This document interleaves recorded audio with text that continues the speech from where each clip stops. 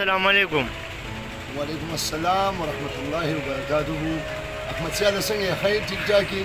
خیر دی شکر دی. تاسو خپل لوای ژوند څنګه روان دی؟ ژوند خو شکر الحمدلله ډېر ښکلی روان دی. رنګینۍ د سردریاب بحال شوې، سیلګري ورته روان دي، هغه دي زنانه دي، ماشومان دي. لږ شانتې ځوایه اواز پکې بار نه چې تیز راځي. زنانه ورته روانې دي، ماشومان هغه د ټوپونه وایي. رنګینۍ بحال شوې او الحمدلله د الله تعالی نه ډېر زیات شکرګزاره یو چې سردریاب واپس رنګینۍ سټارټ شوې. او زما سیلګرو وروڼو خویندو ته دا درخواست دی چې سردریاب ته راشئ، دا چینل ورسره هم سبسکرایب کړئ او راشئ. د مهنګایۍ ډېر زیات زور دی، نو ریفریشمنټ لا سردریاب ته راشئ. هغه زما یو غزل دی، وایي پرون لیدې مې د خندا ډکه ولاړه د سردریاب د ګودر غاړه. د سردریاب د ګودر ته راشئ او انجوای کړئ. زمونږ هم پریشانه یو، تاسو هم پریشانه یې، مهنګایي ده.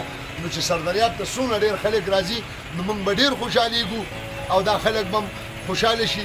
ریفریشمنټ به کېږي او چې ریفریشمنټ به کېږي ټینشن به ختمېږي. بالکل الحمدلله بالکل. سردریاب خو یو دا ځای دی، وګوره دې ماشومان ته هغه دي ټوپونه وایي، دغه کوي، زنانه پکې ولاړې دي، نو خوندونه دي د سردریاب نه والي. او دا د خپل شعر نه اجازه اخلم چې ستاسو د مینې محبت بلا محتاج یم، بغیر له تاسو که بادشاه یم نو بېتاجه یم. بېتاجه یم.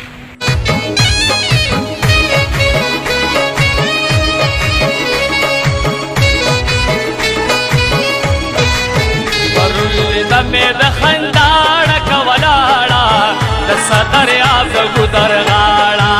پرون دمې د خندا ډکه ولاړه د سدریاب د ګودر غاړه.